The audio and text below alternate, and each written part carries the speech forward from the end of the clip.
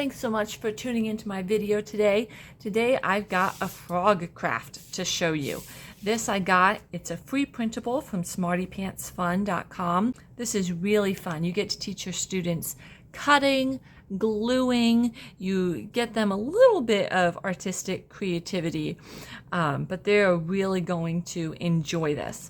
And then this is just a lake background. I just Googled lake background images. This was free. I just printed out a whole bunch. So each student is going to need one of each. You can print this on cardstock or just regular computer paper. Now, for different age groups, I did different things. For the preschool students, I used this colored background that I printed in color, and I went ahead and cut out the frog and the frog parts. So they pretty much just did the folding and the gluing. Now for the elementary students, we do a different project with 1st through 5th grade, and I actually gave them a blank background, so it just had an outline of a lake, and they had to color it themselves, and then they had to cut the frog themselves. So there are definitely different options depending on which age group you are working with. But so far, this really worked well with both of ours. I thought it was going to be a little bit too easy for our 1st through 5th graders, but they had a great job. And while I'm cutting these up, I will tell you, we had a great time. We used this for a Wednesday night kids Bible club. We run for 2 hours, and so we definitely have class time with the lesson, but in there we have craft time. And for this craft, I try to do crafts that I can at least tie in to something spiritual or a Bible lesson. You could certainly do this for the plagues. That would work wonderfully for the, I think it was the 2nd or 3rd plague that had all the frogs. But I actually did a little lesson on frog, fully rely on God. I know that is a super popular saying. If you spell out frog, F-R-O-G, and then put fully rely on God. I did a quick fully rely on God lesson, and you could even do it while the kids are working on the craft. Just kind of go over that if they will pay attention and not be too loud. Sometimes it's easier just to go ahead and say the lesson and then jump into the class. Now, this is going very quickly. With our 1st through 5th graders, obviously some of them could do much better and had better cutting skills than others. I know a lot of the 1st and 2nd graders struggled with their cutting skills.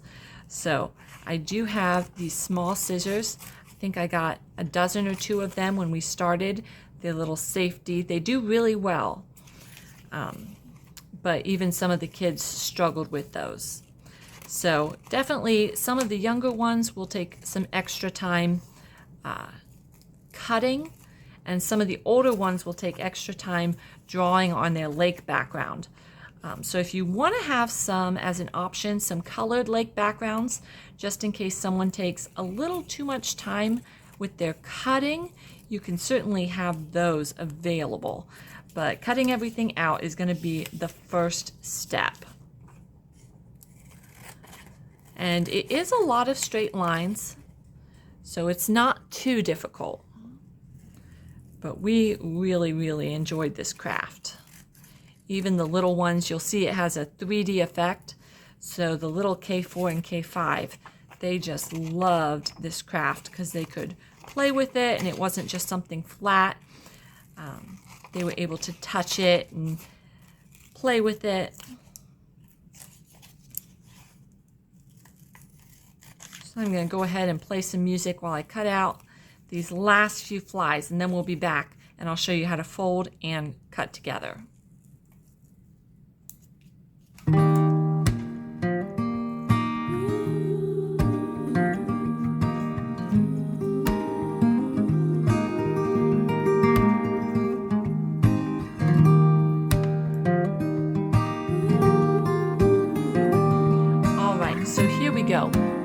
everything cut out. I've got 2 arms, 2 legs, I've got my frog body, I've got its tongue, and I've got 3 little flies. So this is basically what I did for all of our K4 and K5 students. I pre-cut everything out. So when they came to class, this is pretty much what they had.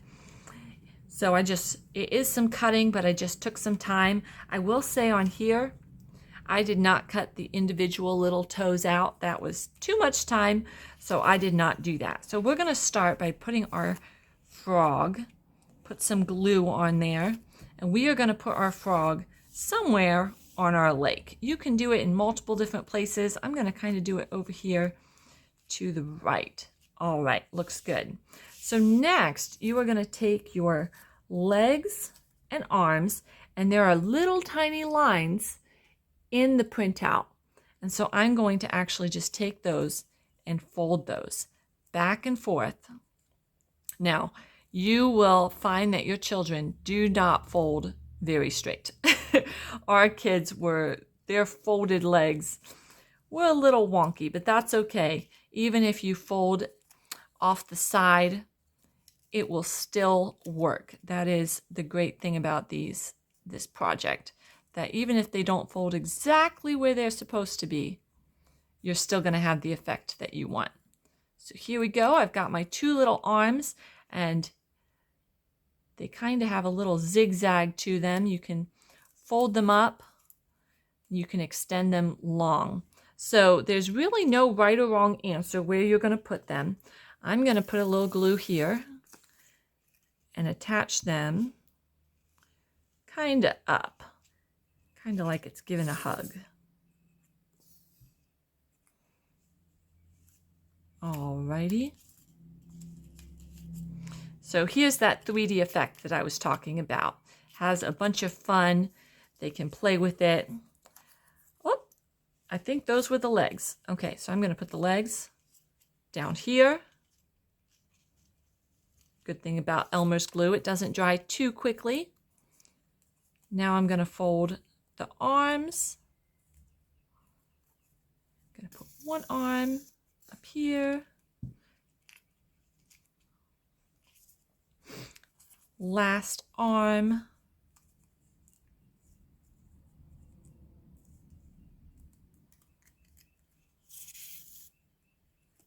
All right. Now keep in mind that because it is glue, they're not going to be able to play with it too much before it dries. That's normally not a problem for our class. We normally do arts and crafts first and then have class time and game time. So by the time they get ready to leave, it is all dry. All right, here's the tongue. This is their favorite part. And this does not have any markings on where you fold. So you can do as many folds or as few folds as you want. You're just going to fold it down. And then we're going to glue it right in its mouth. So it's kind of jumping for joy and sticking out its tongue.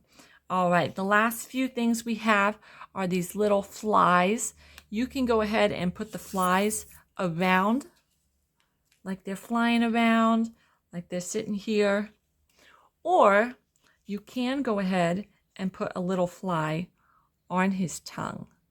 And that way he's eating a little fly, having some breakfast. All right, how cute is that?